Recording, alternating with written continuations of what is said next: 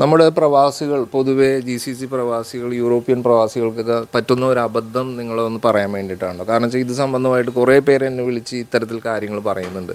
എന്ന് വെച്ചിട്ടുണ്ടെങ്കിൽ ഇപ്പോൾ യൂറോപ്യൻ പ്രവാസികളെ സംബന്ധിച്ചാണെങ്കിൽ അവർക്ക് ഈ മെഡിക്കൽ കോസ്റ്റുകളൊക്കെ ഇപ്പോൾ ഒരു ഡോക്ടർക്കാണെങ്കിൽ തന്നെ ബുക്ക് ചെയ്ത് കുറേ ദിവസങ്ങൾക്ക് ശേഷമൊക്കെ കാണാൻ പറ്റത്തുള്ളൂ. അവിടെയെന്ന് വെച്ചാൽ എക്സ്പെൻസ് കൂടുതലാണ്. GCC പിന്നെയും പ്രശ്നങ്ങളില്ല. അപ്പോൾ അവർ അവരുടെ ഫാമിലിക്ക് വേണ്ടിയിട്ടും നാട്ടിലുള്ള പാരൻസിനൊക്കെ ആയിട്ട് ഇൻഷുറൻസ് എടുക്കുക എന്നൊരു പതിവുണ്ട്.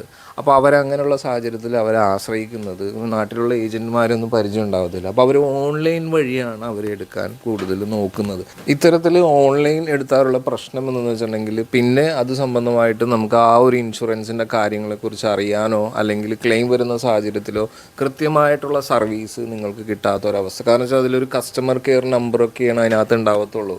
ഇപ്പോൾ നമ്മളൊരു ഏജൻറ്റ്, ഇപ്പോൾ ഞാനൊരു സർവീസ് ഇതുപോലുള്ള പല നല്ല ഇൻഷുറൻസ് സർവീസ് കൊടുക്കുന്ന ഏജൻറ്റുമാരുണ്ട്. ചില ഏജൻറ്റുമാരും അത്ര സർവീസൊന്നും ഉണ്ടാകത്തില്ല കേട്ടോ. അവർ ഒരു പാർട്ട് ടൈം ആയിട്ടൊക്കെ എടുത്തിട്ട് പിന്നീട് വിട്ട് കളയുന്ന ധാരാളം പേരുണ്ട്. അപ്പം ഇങ്ങനെയുള്ള നല്ല ഇൻഷുറൻസ് നല്ല സർവീസ് കൊടുക്കുമെന്നുള്ള തരത്തിൽ വിശ്വാസമുള്ള ഏജൻറ്റ് വഴി മാത്രം എടുക്കുക. മറ്റേതാണെങ്കിൽ പിന്നെ നിങ്ങൾ എന്നെയൊക്കെ ഒരു 100 പ്രാവശ്യം വിളിച്ചിട്ടുണ്ടെങ്കിൽ നമുക്കൊന്നും യാതൊരു പ്രശ്നമില്ല. ഇത്തരത്തിൽ ഈ ഒരു പരാതിയായിട്ട് എന്നെ ധാരാളം പേര് വിളിക്കുന്നുണ്ട്. ഇപ്പോൾ 0 GST ആക്കിയതുകൊണ്ട് പ്രീമിയങ്ങൾ കുറഞ്ഞു. അതുപോലെ തന്നെ പ്രീമിയങ്ങൾ ഇൻസ്റ്റാൾമെൻറ്റ് പോലെ അടക്കാനുള്ള സൗകര്യങ്ങളുണ്ട്.